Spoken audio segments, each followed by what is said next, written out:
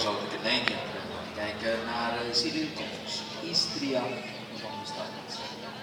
Deauville de Luiken, moeder van Toulon.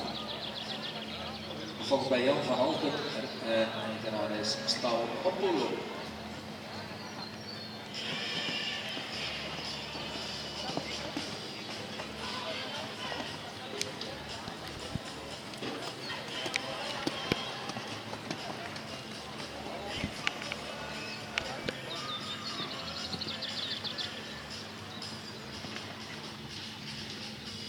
Ja, dat was de eerste proef al zo met deze Istria van de start. Zij doen nog niet veel wortels is gegeten had vanmorgen, maar het zijn speciale wortels dat hij gegeten heeft, denk ik. Ongelooflijk.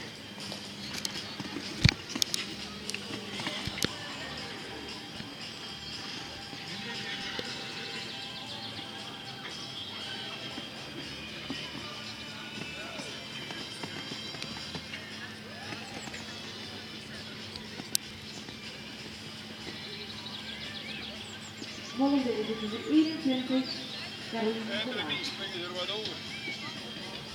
Nee?